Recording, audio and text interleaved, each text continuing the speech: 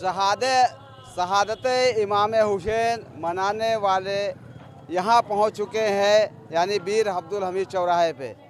और ये जनपद गोंडा का वीर अब्दुल हमीद चौराहा शहर है। नमस्कार, आप देख रहे हैं केसी लाइव न्यूज़ 18 गोंडा से। इस वक्त मैं वीर अब्दुल हमीद चौराहे पे मौजूद हूँ, जहाँ पर आपको बताना चाहूँगा सिया हजरात का जुलूस जो है शांतिपूर्ण यहाँ पे पहुँच चुका है। यानी इमाम बाड़े से जो निकला हुआ जुलूस है वो कहीं नहीं कहीं यहाँ से करबला होते हुए जाएगा, मुंडन खां चौराहे होते हुए। अभी यहाँ पे पहुँच चुका है, तमाम लोग मातम कर रहे हैं, अपने इमाम हुसैन की याद में मातम किया जा रहा है। और आपको बता दें 10वीं मुहर्रम है, आज 9वीं मुहर्रम निकल चुकी है, आज 10वीं मुहर्रम की सुबह है। और आज ही के दिन इमाम हुसैन शहीद किए गए थे करबला में। और आपको बता दें धोखे से, जैसे धोखा होता नहीं, एक दूसरे के साथ धोखे से बुला करके करबला में शहीद किया गया था उनको।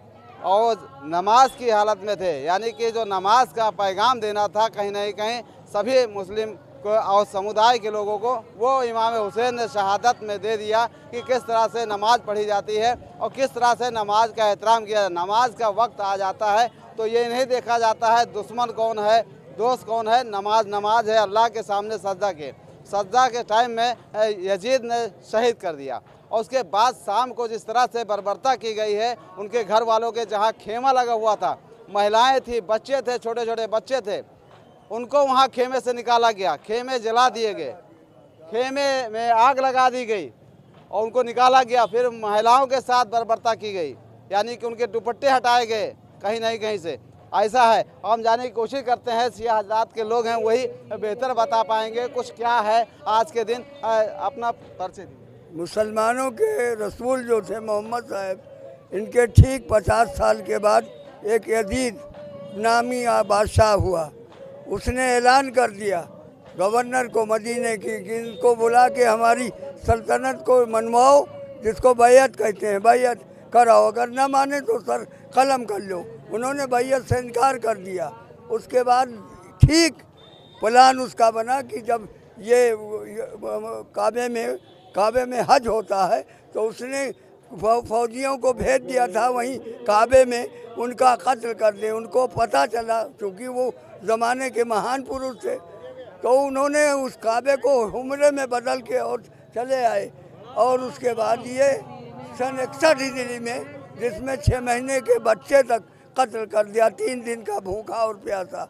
इस तरीके से बहुत ही ये तारीख का पहला वाक़या है कि आप ये समझ लीजिए, इससे बड़ी ट्रेजेडी ना कभी हुई ना होगी, भविष्य में कभी नहीं होगी। आज इस जुलूस के माध्यम से क्या पैगाम देना चाहेंगे? सुकून, इत्मीनान है ना, इससे हम भाईचारा कायम करते हैं। दुनिया में सबका पालने वाला, पैदा करने वाला, कोई गॉड कहता है, कोई अल्लाह कहता है, कोई भगवान कहता है, हम कहते हैं ला इलाहा, कोई अल्लाह नहीं है, अल्लाह सवाए अल्लाह के। हिंदू भाई हमारे कहते हैं एको परम द्वितीयो नाथ, ईसाई कहता है there is no God but Allah. वह मकाम एक ही की है, जब एक सबके एक हैं, सबका मकसद ये है। कोई स्वर्ग कहता है, कोई जन्नत कहता है, कोई हेवन कहता है, उनका मकसद यही है। तो इसका मकसद ये है कि देखो हमारे जुलूस से, हमारे व्यवहार से किसी को तकलीफ़ ना हो, कोई बीमार छूटने ना पाओ, उसको जगह दें। हम किसी को जबरन नहीं बुलाते हैं, जिसको मोहब्बत, अब जिससे मोहम्मद साहब उनके नवासों से मोहब्बत होगी वो इसमें आवेगा, सुकून से मातम करते हैं, उनकी यादगार मनाते हैं। ये मकसद ये है। कि ये मतलब है खास करके कि जो मतलब वहाँ ये पैगाम देना चाहते हैं अमन और शांति का, यानी कि जुलूस के माध्यम से। और जो जुलूस यहाँ से निकाला गया इमाम बाड़े से, ये यहाँ से वीर अब्दुल हमीद चौराहे से आगे जा रहा है। और ये जो बताना चाहते थे कि मेन मकसद था कि शहीद किस तरह किए गए, किस तरह से बर्बरता की गई है। और 7 तारीख को आपको बता दें, 7वीं मुहर्रम को दरिया पे पानी जहाँ था बह रहा था, उससे रोक लगा दी गई, दरिया पे पहरा लगा दिया गया, किसी को पानी ना पीने दिया जाए। यानी कि पानी आजकल जो है जगह जगह पे जो पानी पिलाया जा रहा है, कहीं शरबत पिलाया जा रहा है, उसी का वो दिखाया जा रहा है कि शरबत जो दिया जा रहा है, लोगों को पिलाया जा रहा है, वो कहीं ना कहीं उस समय 7वीं मुहर्रम को वो पानी पे पहरा लगा दिया था यजीद ने। हर तरह से बर्बरता की गई थी। आज उसी का पैगाम है, 10वीं की मुहर्रम है और शाम को वहाँ पे करबला में ये सारे जुलूस, चाहे इमाम बाड़ा से हो, चाहे ये करीब निवातियान के हों या कहीं के हों या सिविल लाइन के हों या स्टेशन रोड के हों घुसियाना को, सभी जाएंगे करबला में। वहीं पे अंतिम कार्यक्रम होगा, यानी कि रोज़ादार जो है यानी कि 9वीं और 10वीं की रोज़ा जो रखते हैं वो दोनों रोज़ा बहुत ही महत्वपूर्ण है।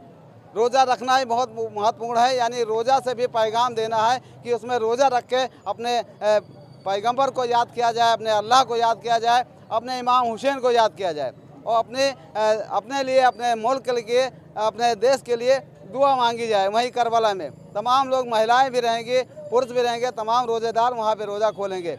हम आपको ऐसे ही अपडेट करते रहेंगे। नमस्कार।